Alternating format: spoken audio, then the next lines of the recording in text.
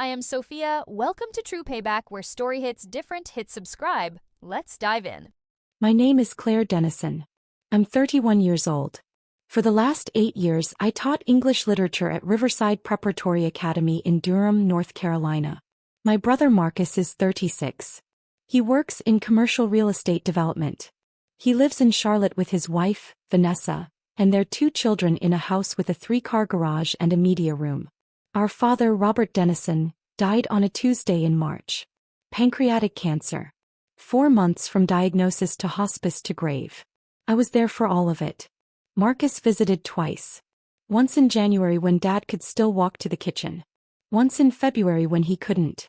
The funeral was on Friday. Small service. 23 people at Pinehurst Methodist. Dad had been a quiet man. Accountant for 42 years. Rotary Club member. Season ticket holder for the Durham Bulls. Marcus stood at the front and delivered the eulogy. He talked about Dad teaching him to ride a bike. About fishing trips to Lake Gaston. About the values Dad instilled. Hard work, integrity, responsibility. He didn't mention that I'd been the one sleeping on the pull-out couch in Dad's living room for 4 months. That I'd administered medication every 6 hours. That I'd held the phone to Dad's ear when he was too weak to lift it so he could hear his grandchildren say goodnight. Vanessa sat in the second pew, her hand on their daughter's shoulder. She didn't look at me during the service.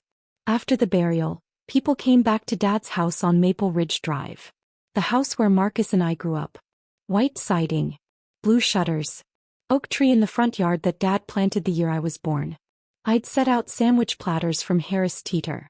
Coffee. Lemonade. Mrs. Kowalski from next door brought a casserole. Marcus stood in the living room accepting condolences. Shaking hands. Playing the grieving son. I was in the kitchen washing plates when he found me. "We need to talk," he said. I dried my hands. "Okay." Outside. We walked into the backyard. March evening. Cool but not cold. The dogwood tree Dad had babied for 10 years was just starting to bloom. Marcus put his hands in his pockets. "I've already called the realtor." I stared at him. "What?" "Jim Hendricks. He handles commercial properties, but he said he'd do this as a favor. House should list by Monday. Market strong right now." "Marcus, Dad died 4 days ago." "I know that." His voice was flat. Patient. Like I was being slow. "Which is why we need to move quickly. Estate needs to be settled. Property needs to be liquidated." "Liquidated?" "Yes. This is Dad's house."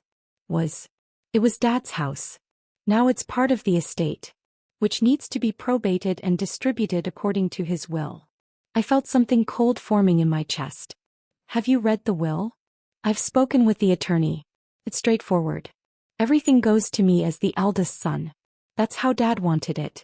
Traditional family structure. You'll get some personal items. Keepsakes. But the property and the financial assets transfer to me." The cold thing expanded. "That's not. You have 48 hours to remove your personal belongings. After that, Jim's crew will handle the staging." "I'm not trying to be harsh, Claire. But this is business. The longer the house sits empty, the more it costs in utilities and insurance. Dad would have understood that." I looked at him. Really looked at him. At his charcoal suit that probably cost more than I made in a month. At his tie clip. At the face that looked so much like Dad's but somehow nothing like him at all. "Where am I supposed to go?" "You have an apartment, don't you?" "I gave it up in November. When Dad needed round-the-clock care." Marcus frowned. "That was your choice. He was dying. And I appreciate what you did." "I do. But that doesn't change the legal reality. The will is clear. I've already spoken with the probate attorney. This is how it works." He pulled out his phone. "Check something. Put it back. Vanessa and I are driving back to Charlotte tonight. Kids have school Monday. I'll have the locks changed tomorrow morning. You can leave your key on the kitchen counter when you're done packing." He walked back toward the house. I stood in the yard. The dogwood bloomed. The grass needed mowing. Dad's gardening gloves were still on the potting bench by the shed. Inside I could hear voices. People saying goodbye. Car doors closing in the driveway. Mrs. Kowalski found me 20 minutes later. "Claire, honey, everyone's gone." She was 74. She'd lived next door for 30 years. She brought us lasagna when Mom died. She'd watched Marcus and me get on the school bus every morning in elementary school. "Hey," I said. "You need anything?" "I'm fine." He studied my face. "That brother of yours left in an awful hurry. He has to get back to Charlotte." Hum. She didn't believe me. "You call me if you need anything." "I mean that." "Thank you, Mrs. Kowalski." She squeezed my shoulder and left through the side gate. I went back inside. The house was empty. Silent. All the people who'd filled it 2 hours ago had evaporated. I walked through the rooms. Living room. Dining room. Kitchen. Dad's bedroom. My old bedroom upstairs. Marcus's old bedroom, which still had his high school football trophies on the shelf. Everything looked the same, but it felt different, like I was trespassing. I slept on the pull-out couch that night. The same couch I'd slept on for 4 months. In the morning I packed 2 suitcases, 3 boxes, my books, my clothes, the few things that were mine. I was loading the last box into my car when a white pickup truck pulled into the driveway. A man got out. Work boots. Company logo on his shirt. Triangle lock and key. "You Claire Dennison?" he asked. "Yes." "Your brother hired me to change the locks. Said you'd be clearing out this morning." I looked at my watch. It was 10:47 a.m. I'd been given until Sunday evening. It was Saturday morning. He said Sunday. The locksmith shrugged. He paid for today. Said to get it done. I got 3 more jobs after this. I looked back at the house. At the blue door Dad had repainted every 5 years like clockwork. "I'm done," I said. I put my key on the porch railing. I drove to a Comfort Inn on Highway 15. Paid for 3 nights with a credit card that was close to maxed out. Sat on the edge of the bed in a room that smelled like industrial cleaner and stared at my phone. I had $1,847 in my checking account. My teaching contract ended in June. I had no apartment. No lease. No security deposit saved. Marcus had the house. The estate. Everything. I opened my email. Scrolled back to November. Found the message from Dad's attorney. Her name was Lillian Marsh. Marsh & Associates. Estate planning and probate law. Office in downtown Durham. Dad had mentioned her once. In January when he could still talk in full sentences. He'd said, "Everything's in order. Lillian has the documents. You don't need to worry." I'd assumed he meant the will. The dinner. The funeral arrangements. I called the number on her email signature. It rang 4 times. Then, "Marsh & Associates, this is Lillian Marsh." "Ms. Marsh, this is Claire Dennison. Robert Dennison's daughter." Silence. Then, "Miss Dennison. I've been waiting for your call." Something in her voice made me sit up straighter. "You have?" "Yes." "Can you come to my office Monday morning? 9 o'clock. Yes. I can do that." "Good. Bring identification. Driver's license is fine. I'll see you Monday." She hung up before I could ask why she'd been waiting. The law office of Marsh & Associates was on the 3rd floor of a brick building on Chapel Hill Street. Old building. The kind with crown molding and radiators that clanked. I arrived at 8:52 a.m. The waiting room had 2 leather chairs and a receptionist's desk. The receptionist was a woman in her 60s with reading glasses on a chain. "Claire Dennison," I said. "I have a 9 o'clock with Ms. Marsh." "Have a seat, dear. She's expecting you." I sat. My phone buzzed. A text from Marcus. "Realtor coming by at 10. Please confirm you removed all personal items." I didn't reply. At exactly 9 o'clock a door opened. A woman stepped out. Late 50s. Gray hair cut short. Navy suit. No jewelry except a watch. "Miss Dennison. I'm Lillian Marsh. Please come in." I followed her into a conference room. Rectangular table. 6 chairs. Window overlooking the street.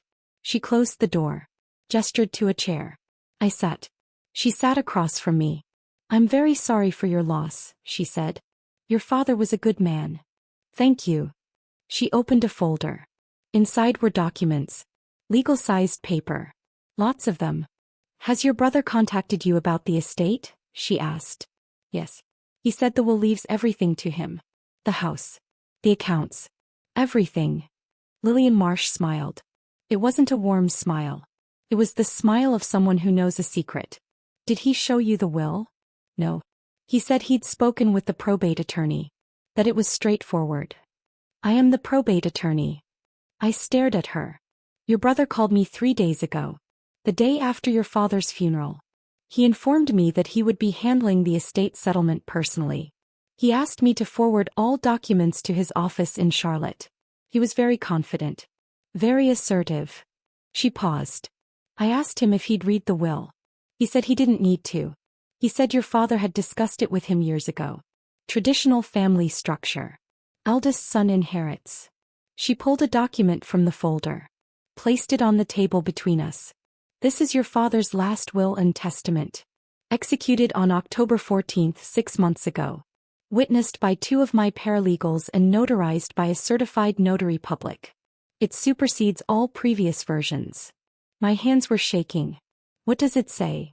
Your father left specific instructions. Would you like me to read it aloud or would you prefer to read it yourself? Read it. Please. She put on reading glasses. Found the relevant section. Read in a clear, measured voice.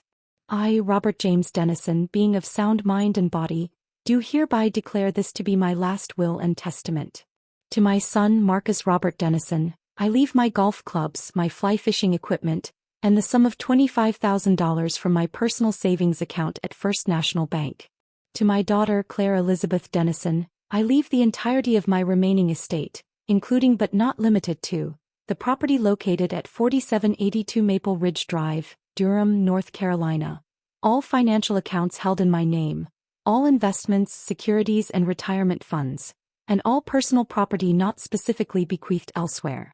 The room tilted. What? Lillian Marsh looked at me over her glasses. You are the primary beneficiary. The house is yours. The accounts are yours. Everything except the specific items designated for your brother. But Marcus said. Your brother either lied or assumed. I suspect assumed. Based on a conversation he may have had with your father years ago. But your father changed his will in October. Shortly after his diagnosis. He was very clear about what he wanted and why. She pulled out another document. A letter. Handwritten. Dad's handwriting. He left this for you. To be delivered after the will reading. She slid it across the table. I picked it up.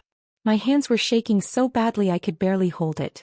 Claire, if you're reading this, I'm gone and Lillian has done her job. I need you to know something. I changed my will 6 months ago.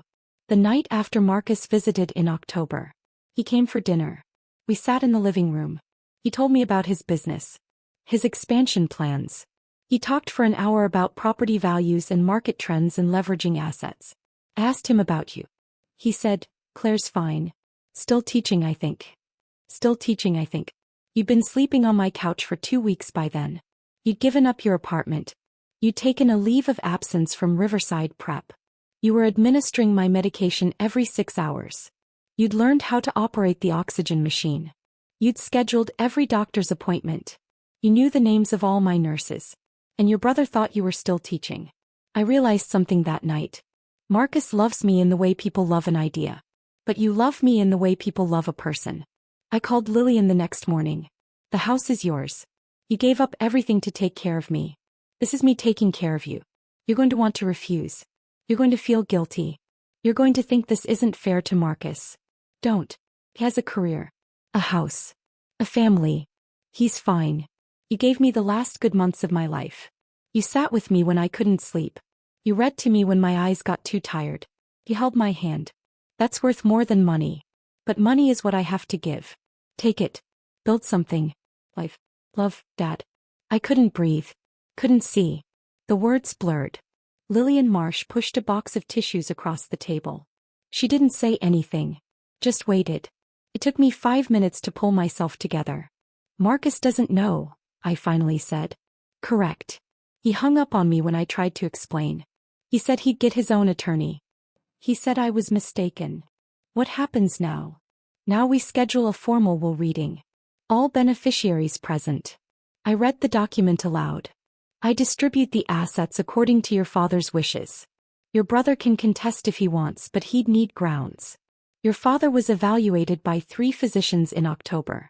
All certified he was of sound mind. The will is airtight. She closed the folder. folded her hands on top of it. Miss Dennison, your father spent 30 years managing money for other people. He knew exactly what he was doing. He knew Marcus would assume. He prepared for that. He documented everything. Why didn't he tell me? He wanted you to take care of him because you wanted to. Not because you knew there was an inheritance. He was very specific about that. I looked at the letter again. At Dad's handwriting. The way he always made his capital C's too big. When can we schedule the reading? Lillian Marsh smiled. A real smile this time. How's Wednesday work for you? The conference room at Marsh & Associates had space for 6 people. On Wednesday morning at 10 o'clock, 4 of us sat at the table. Me, Marcus, Vanessa, and Lillian Marsh. Marcus had arrived 15 minutes early. He wore a different suit. Darker. His attorney face. He'd brought a leather portfolio and a pen that probably cost more than my car payment used to be. Vanessa sat next to him. She wore black. She didn't meet my eyes.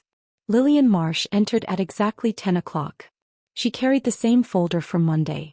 Set it on the table. Sat down. Thank you all for coming. This is the formal reading of the last will and testament of Robert James Dennison, executed October 14th of last year. All parties are present. We'll proceed. Marcus leaned forward. Before we start, I need to clarify something. My father discussed his wishes with me multiple times over the years. Traditional estate structure. Eldest male heir. I want that on record. Lillian Marsh looked at him. Noted. However, the will I'm about to read supersedes all previous conversations and documents. It was executed 6 months ago, witnessed and notarized. Your father was certified as mentally competent by 3 separate physicians. Do you understand? I understand you're claiming that. I'd like to see the competency evaluations. Of course. She slid 3 medical reports across the table. Dr. Patricia Chin, oncologist. Dr. Michael Okonkwo, psychiatrist. Dr. Sarah Lindstrom, geriatric specialist. All evaluated your father on October 12th. All certified full cognitive function. Marcus picked up the reports. Scanned them. His jaw tightened. Proceed, he said. Lillian Marsh opened the will. Read the opening statements. Date. Witnesses. Declaration of sound mind. Then she reached the distribution section. To my son Marcus Robert Dennison, I leave my Callaway golf clubs, my Orvis fly fishing equipment, and the sum of $25,000 from my personal savings account at First National Bank, account number ending in 7734. Marcus went very still. Lillian Marsh continued. To my daughter Claire Elizabeth Dennison, I leave the entirety of my remaining estate, including but not limited to the property located at 4782 Maple Ridge Drive, Durham, North Carolina, currently valued at approximately $478,000. All financial accounts held in my name at First National Bank, totaling approximately $163,000. My retirement account with Vanguard, valued at approximately $291,000. And all personal property not specifically bequeathed elsewhere. The room was silent. Marcus stared at the document. Then at Lillian Marsh. Then at me. That's not possible, he said. It's documented right here. He didn't, we talked about this.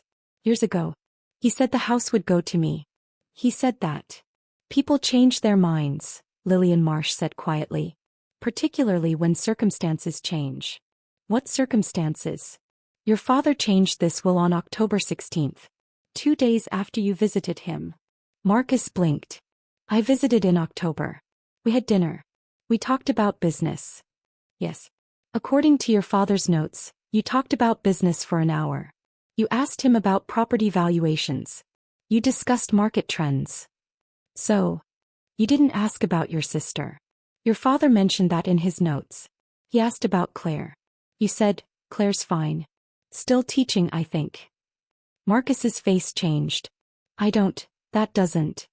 Your sister had been living in your father's house for 2 weeks at that point. She'd given up her apartment. Taken a leave of absence from her job. She was providing round-the-clock care.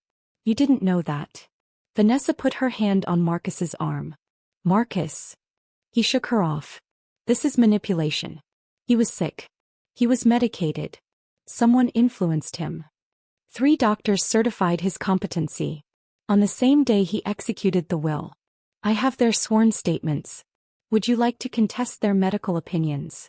Yes. I want a second evaluation. I want. Mr. Dennison. Lillian Marsh's voice cut through. The final. Your father is deceased. There will be no second evaluation. The will is legal. It's binding. It's filed with the probate court. If you wish to contest, you'll need to demonstrate undue influence or lack of capacity. You have no evidence of either.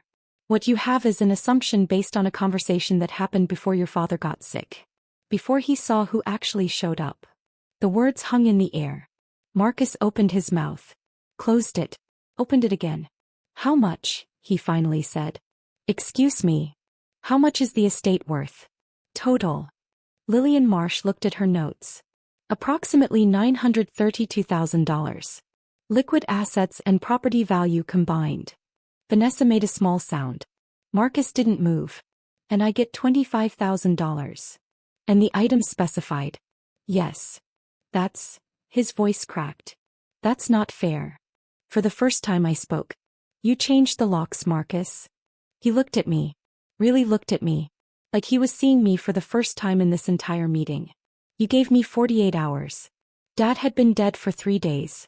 You called a realtor. You called a locksmith. You told me to leave my key on the counter. I thought.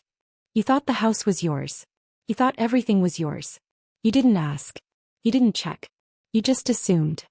Because that's what Dad always said. When did he say that? Marcus's face was red. I don't know. Years ago. When we were kids. He talked about legacy. About passing things down. Eldest son. That's how it's always been. That's how it was. Past tense. He changed his mind. Why? I slid Dad's letter across the table. Read it. He picked it up. Read it. I watched his face. Watched the exact moment he understood. He put the letter down. Looked at Lillian Marsh. Can I contest this? You can try. You'll lose. You'll also spend tens of thousands of dollars in legal fees and damage your relationship with your sister permanently. But yes. You can contest. Marcus looked at Vanessa. She looked away. He stood up. I need air. He walked out. Vanessa followed him. The door closed. Lillian Marsh gathered her documents. That went about as expected. What happens now? Now I file the will with the court. The property transfers to your name. The accounts transfer to your name. Your brother receives his $25,000 and his personal items. The estate is settled. You're free. Free. The word felt strange. He's going to hate me, I said. Probably. For a while. Maybe forever. But that's his choice, not yours. You didn't do this. Your father did. Because you earned it. She stood. Extended her hand. I shook it. Congratulations, Miss Dennison. You're a homeowner. Marcus and Vanessa were in the parking lot when I came down. They were standing by their car. A black BMW. Vanessa was crying. Marcus saw me. Walked over. We need the house, he said. No preamble. No greeting. What? We're extended. The Charlotte property. The expansion. We leveraged everything. We need liquidity. I was counting on the Durham house to cover the gap. I stared at him. You were going to sell Dad's house to cover a business debt? It's not a debt. It's an investment. But yes. We need the capital. How much do you need? $200,000. Give or take. You want me to give you $200,000. It's not giving. It's lending. I'll pay you back with interest. 18 months, maybe 2 years. You'd be helping family. Vanessa was watching from the car. Her face was pale. I thought about Dad's letter. You're going to want to refuse. You're going to feel guilty. No, I said. Claire. No. You changed the locks, Marcus. You called a realtor before Dad was in the ground for a week. You were going to sell the house I grew up in without asking me. Without even telling me. I thought it was mine. And now you know it's not. He stepped closer. You're really going to let me fail? You're going to keep everything and watch my business collapse. I'm going to keep what Dad left me. What you do with your business is your problem. We're family. I was family when I was changing Dad's catheter at 3 in the morning. I was family when I was sleeping on a pull-out couch for 4 months. Where were you? I visited. Twice. You visited twice. I have a business. I have responsibilities. So did I. I gave them up. Because Dad needed me. Marcus's face was hard. I agree. You always did this. Always played the martyr. Always made everything about you. I never asked for anything. Not once. Dad chose to change his will. Not me. Him. Because you manipulated him. By taking care of him? Yes. You knew he'd feel guilty. You knew he'd do this. I looked at him. And my big brother. The one who used to let me tag along to the pool in summer. The one who taught me to throw a spiral. The one who'd turned into someone I didn't recognize. If you think taking care of our dying father was manipulation, then we have nothing else to say to each other. I walked to my car. Got in. Started the engine. Marcus stood in the parking lot. Vanessa had gotten out of the BMW. She was holding his arm. Talking to him. He wasn't listening. I drove away. Tight boundaries in the comments if you've ever had to choose between family loyalty and self-respect. I moved back into the house on Maple Ridge Drive 3 weeks later. The locksmith Marcus had hired had changed the locks, so I had to hire a different locksmith to change them again. It felt strange at first. Walking into my childhood home as the owner. Not the daughter. Not the caretaker. The owner. Mrs. Kolsky came over the first day with a casserole and a bottle of wine. Heard you got the house, she said. Good. That's how it should be. You knew. Honey, I've lived next door for 30 years. I watched you come home every weekend when your father got sick. I watched you move in. I watched you take care of him. I didn't see your brother's car in that driveway more than twice. He squeezed my hand. Your father knew what he was doing. I went back to work at Riverside Prep in the fall. They'd held my position. Dr. Hammond, the headmaster, told me he'd received a letter from Dad in November. A letter explaining my situation. Asking them to keep my job available. Dad had thought of everything. Marcus and I didn't speak for 6 months. Then, in September, I got a voicemail. Claire. It's Marcus. I wanted to let you know we sold the Charlotte property. We're downsizing. Moving to a smaller place in Raleigh. Vanessa wanted me to call. She said I owed you an apology. Long pause. I don't know if I'm ready to apologize. I'm still angry. I still think I don't know what I think. But Vanessa's right that I shouldn't have changed the locks. I shouldn't have assumed. I should have read the will before I called the realtor. Another pause. Dad's birthday is next month. I was thinking maybe we could visit the grave together. If you want. He hung up. I called him back 2 days later. We met at Pinehurst Cemetery on what would have been Dad's 74th birthday. We didn't say much. We stood at the grave. We each put down flowers. As we were leaving, Marcus stopped. The golf clubs. The ones Dad left me. I don't golf. I never did. He knew that. I didn't say anything. I think he was making a point. $25,000 in golf clubs I'll never use. Meanwhile, you get the house. The money. Everything that actually matters. He left you what you valued, I said quietly. Things. Items. Objects you could list on a spreadsheet. He left me what I valued. A home. Security. Roots. Marcus looked at me. You think I don't value those things? I think you forgot they existed. For a long time. We walked to our cars. Vanessa wants to invite you to Thanksgiving, he said. She's been asking. I'll think about it. Okay. He got in his car. Started the engine. Rolled down the window. Claire? For what it's worth, Dad was right. About the October visit. I didn't ask about you. I should have. He drove away before I could respond. I went to Thanksgiving. It was awkward.